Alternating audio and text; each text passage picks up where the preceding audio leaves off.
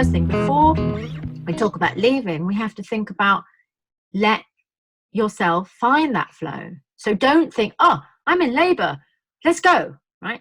Labor is 5 centimeters, 4 or 5 centimeters. You've still got a while. People say, but what if I get caught short? You could, if by chance somebody listening to this felt every contraction was just more and more and more, you will just go. You follow your feelings. It's still the same the messages we're sending are, listen to your body. If you are feeling huge progress, quickly, you will know to go. But if what you're feeling is change every now and then, allow your body, first of all, to find its momentum, its rhythm. Because if you were to suddenly leave right now, it's only just crossed that.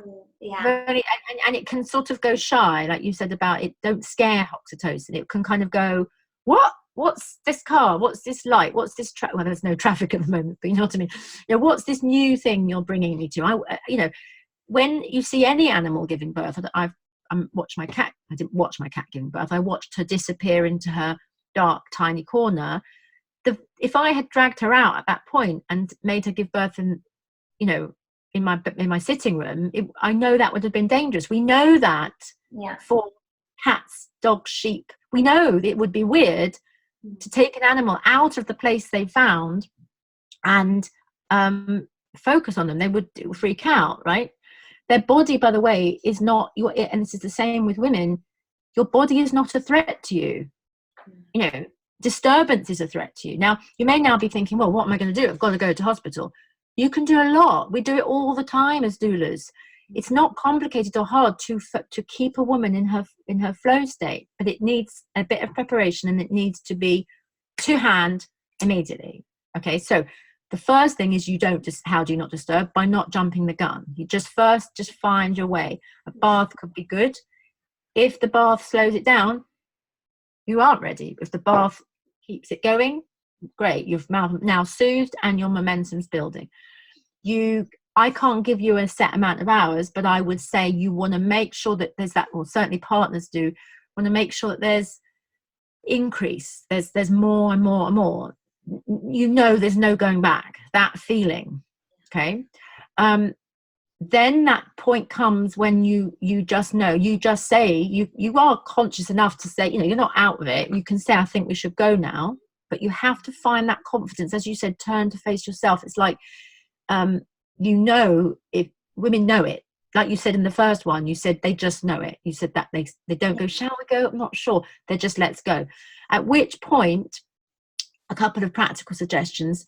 You are very likely naked by now, or certainly in a state of undress. It might have even been you're in the night and you're wearing night clothes. So you don't want trainers and bras and complicated clothing. I mean, I'm personally, if I could put a ban on leggings in labour, oh my goodness, tight lycra leggings, which a lot of people have, it's the worst thing to peel those on. You need a very easy thing to throw over your head, or loose, what are those trousers called? Elasticated waist. Baggy trousers. Wide leg thing. Yeah. Or a big shirt or something. Yeah. You need very warm socks and literally sliders or Crocs or flip-flops, or not trainers. You can't start lacing up. You need to just cut shoes that are on like that. You need to be warm. So I'm a massive fan of allot yourself a labour blanket. If you are going to hospital, you need, this is my one, like a nice because you're immediately got your little, I know it looks a bit invalid, but actually for a woman, she feels immediately wrapped, like that feeling of like that. Do you know what I mean? It's like a kind of... You know what? Funny you say that. Can I just say something? I was thinking about just this last night, but I was thinking about it in terms of new babies, but it also applies for a woman in labour. You know that feeling when your arm drops out of bed and you go into that mindset of a kid where you think there's monsters or sharks hanging on, like, do you know that feeling when your arm or your leg fall out of bed and they hang? And it feels vulnerable. That is the exact feeling. You don't feel safe until you're snuggled back under your duvet. Like that bit just hanging out. It just feels weird. There's too much space and air, and I don't know. But I thought that's just what a baby loves, and that is what you love in labour. It's that closing in on you. It's you're holding yourself, aren't you? In a blanket, you're holding your own space for yourself. And it's very exposing. You have to remember that, you know, like if you just kind of go out, because you are hot, so people often just have like a little bra top or something, and then they put a coat on it. It's hard. It's not, you need enfolding anyway. So a blanket, I mean, obviously also you are quite hot, so you probably want to have a coat and this, but something like that. Then, and this is something that's like standard doula practice, but you need some kind of, you can either use, if you really don't like this, like a toweling ropes hood. People have a toweling hoodie or a hoodie, but doesn't quite create, that's hot. And these, see, can you see the thinness of this? It's like a sarong. Yeah. And just, I sort of, sorry to do all these strange demos, but you know, that's something like this, because what you do is you create an instant, look at this, tent, you know, and I'm in. So if you are in an Uber, or even if you're in the back of the car with your partner driving, it just means that you are not looking up and out at the road, especially since this is about the corona thing, you know, the strangeness of the world out there. A lot of women will not have gone out in the last few weeks, and it might feel even more strange to be out. You don't want to even look up. I remember I just was on all fours in the back seat, and I did not look up. And I was just, and so by the way, partners, if you are driving, partners need to put 2 pillows in the back seat. You then, when the time comes to leave, you just slide in the back. You're either lying on your side, you can either be leaning forward, you could hold the back of the headrests and be upright, some people like that, or they turn around and face backwards to the back of the car. But what you have to do is find a position first that you're going to manage in, because certainly don't ever get into a car with a seatbelt. And it's a very good measure of labor, actually, because if you can get and sit down like that with a seatbelt, then you couldn't be in labor. There's no way a woman in labor in room 2 could sit in a seat with a seatbelt. You can just turn around and go back, because I mean, occasionally, maybe second, third, fourth time mums might manage that, but certainly if you're getting into that deeper state, your pelvis needs to be free, because it would be too uncomfortable, wouldn't it? And you couldn't get that inside this. So you find your position. You're very warm. Your eyes are shielded. Now, some of our mothers that we support would have an eye mask even on top of that, but I can understand. I personally would find that kind of, although I suggest them, I do find them a bit claustrophobic, but as they put them on, and then as they leave, you know, they just have them up a bit so they can maneuver them. Because don't forget, you can think, act, walk, you can do everything. There is no incapacitation. You people don't think when I said I fell to the floor, I don't mean I couldn't stand up. I just meant there's force to it now. So you just need to protect that force. Don't let the force go. You know, let it keep flowing. And the way you do that is by being comfortable and protected and able to still turn inside. So what's the other thing? So eye mask, and then I do love bio ears, which are those silicone earplugs. Again, some people don't like the feeling in their ears. It's personal, but if you have things to hand, the shawl, a blanket, earplugs, and an eye mask, because also if some people might want an epidural later, actually an eye mask is invaluable if you have an epidural to go to sleep. So if people did have that sort of route, they want to or they have to have an epidural, you must take advantage of being able to rest. And it's very hard to sleep in a hospital. It's like it's like sleeping in an airport. Eye mask, you're off like that. It just kind of relaxes your eyes back into it, just softens the muscles around the eyes. So it's useful for that anyway. And also earplugs, it doesn't mean you can't hear when you need to hear, by the way, in case I worry that midwives think it's about not listening. That a mother will listen and can listen, of course she can hear, but it allows her to just draw when she needs to. It's when she doesn't need to. And if she's feeling internal messages that says my baby's coming, those moldable silicone earplugs really keep her with her breath, with her force, with her flow, you know, so it blocks you. And you feel it, don't you? Like I do this thing in yoga, you know, the hummingbee breath, where you block your eyes and you block your fingers. And suddenly even if you just speak like that, it's completely different. It's very inside, isn't it? It really helps you. I love that breath. explain it to people properly. Oh, what, that breath? Yeah, because you press with your thumbs. Yeah. So you cover your, well, you don't have to cover your eyes if you've got an eye mask, but you cover your eyes, you block your ears with your thumbs, and then you breathe in and then hum. So you go,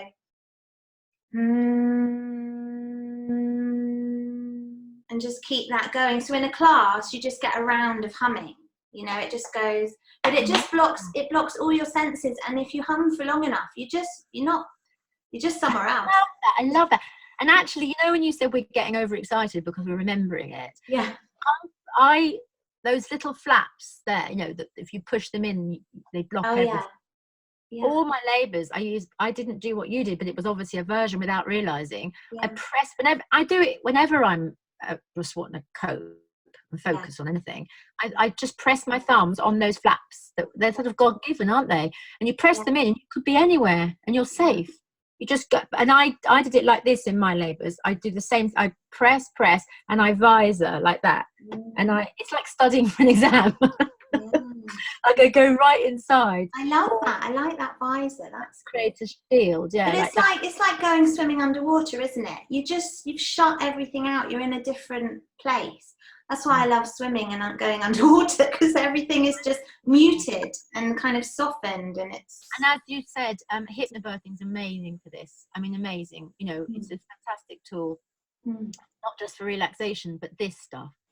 It's an instant blocker. I'm sure it's helped so many people through this transfer in, and then once you are in hospital, it helps you to stay with your flow. It's a very powerful tool for that.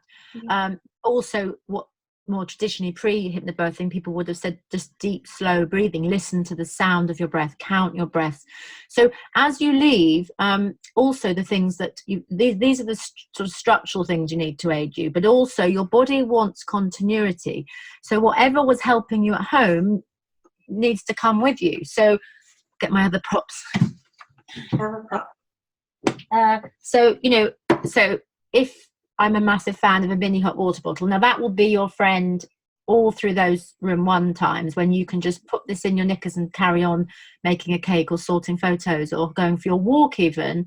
You know, that's what I like, a TENS machine, but people don't go for a walk with wires on their back. They don't. It's somehow, TENS is, I think it's better a little bit further on when you are going to use a TENS machine, when it's really much more obviously becoming room 2. I know they say have it early, but I think this does just as good, and it's super soothing, the warmth in your back, or just holding it like that. But when it comes to the bigger stuff, you are hot but this will still be of aid at certain parts of you. So maybe in your lower back, even between your legs. It's just really comforting, a hot water bottle. Yeah. And like you say again, it's all about this pacing.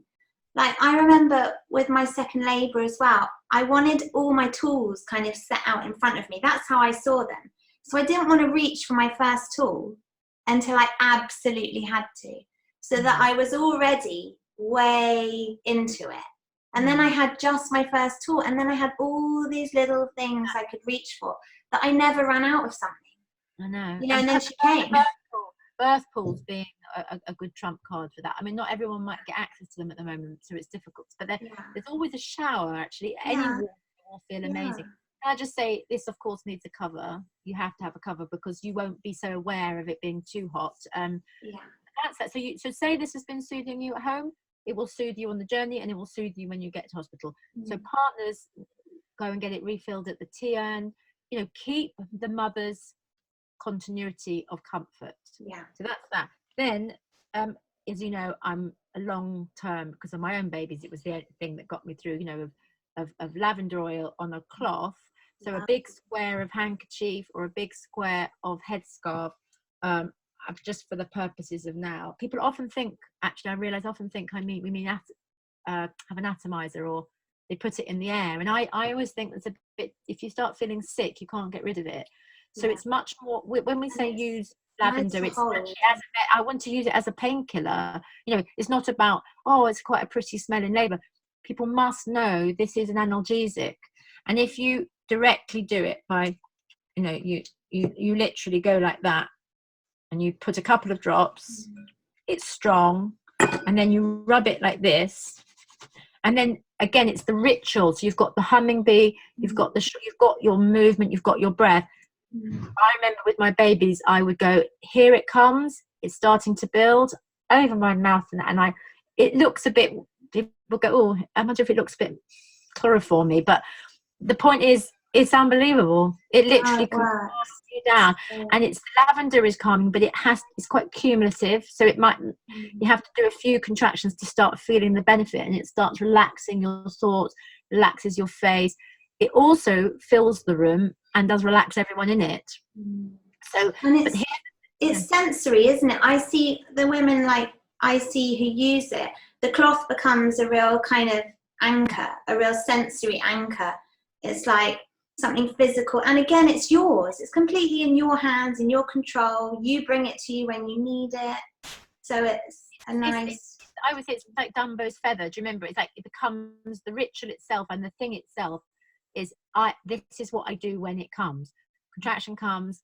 It's back to what we said in the first one: rhythm, ritual, relaxation. So there's the ritual of doing it, the rhythm of doing it helps you relax. It's like, and you just don't let go of it. It's your comfort blanket.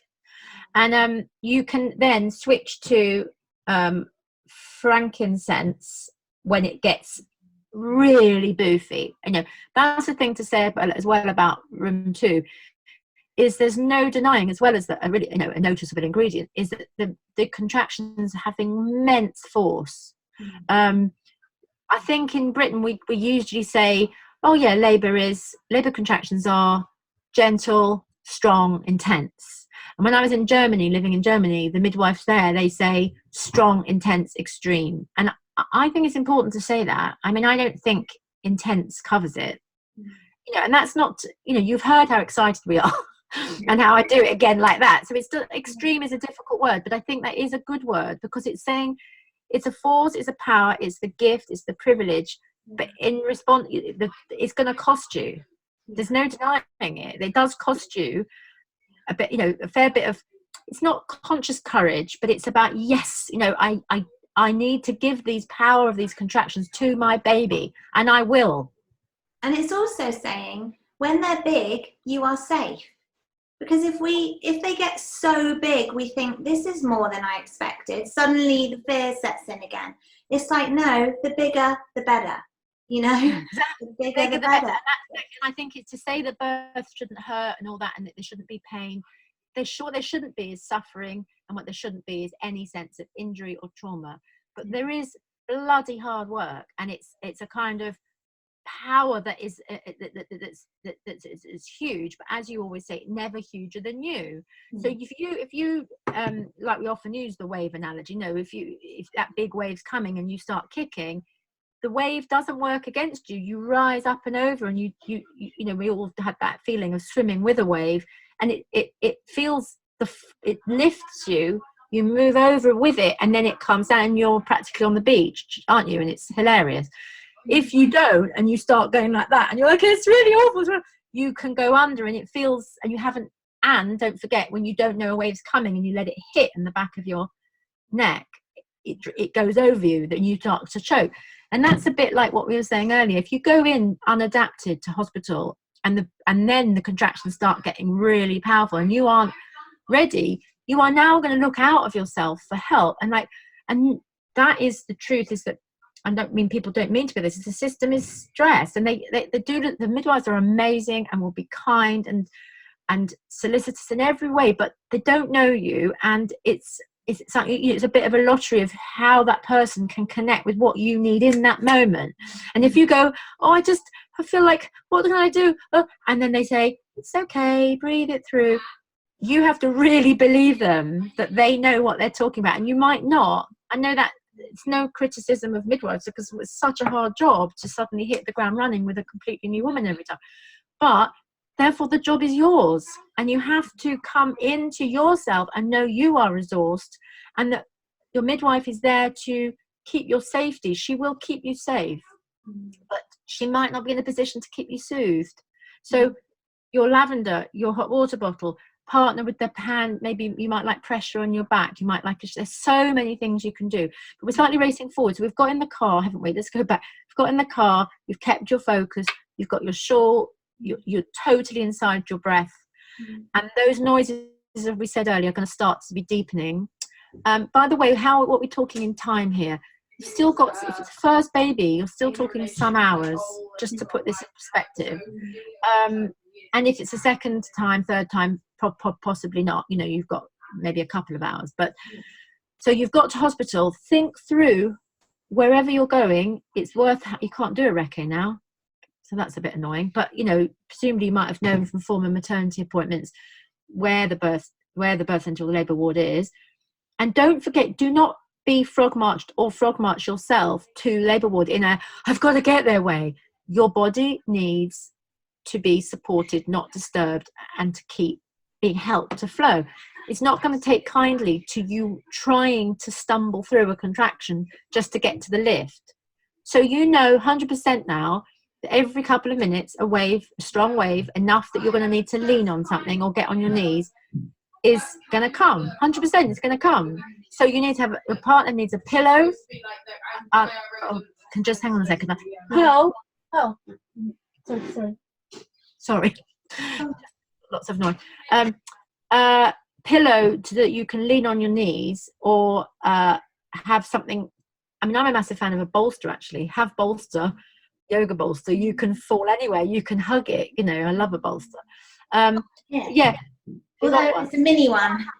That's a mini one. I love it. And you grab it, you hold it. You can be safe. You can actually put your head on it as well. I think they're amazing. I'm my husband's making some, actually, because I love and so work to the contractions, not to the goal of getting in. You know, the contractions coming, you need to see there's going to be a wall to lean. You lean, you stop.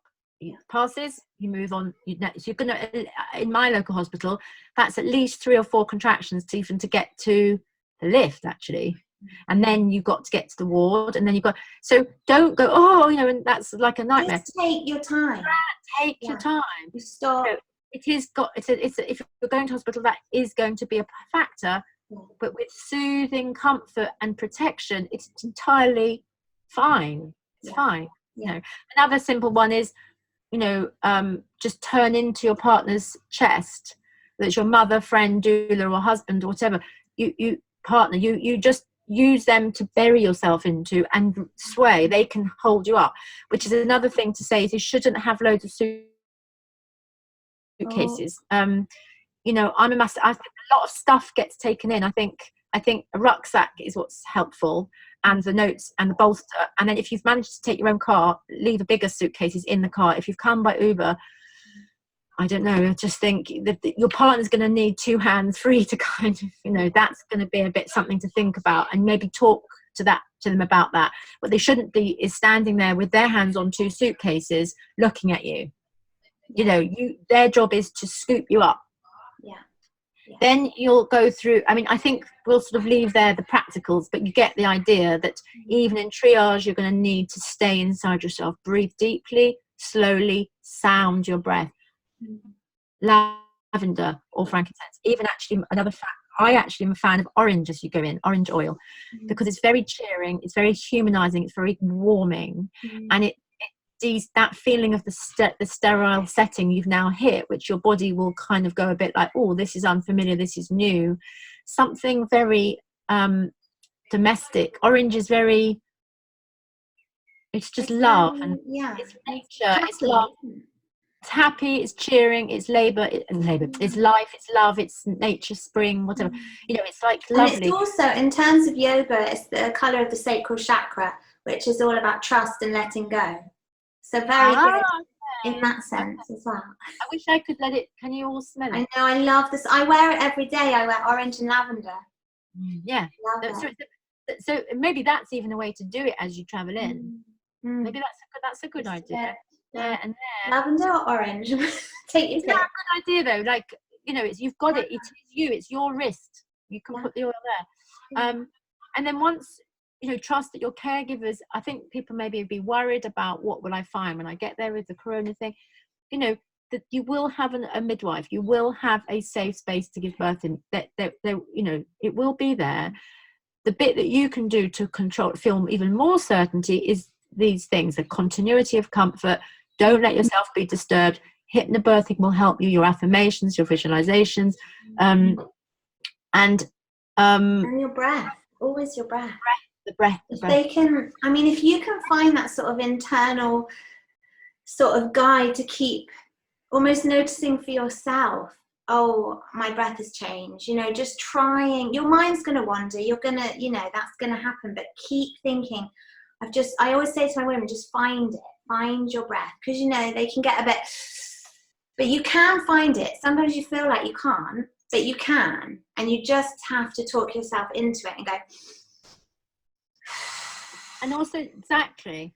Just, and what, you know, really, and that gives you a rhythmic flow as well. That helps you ground, because you're like, oh, now I'm with my breath. I'm not with my sensations so much. I'm just with my breath, and that will guide me to the rest. And then, like you say, there's a rest, so you can rest in between. Exactly.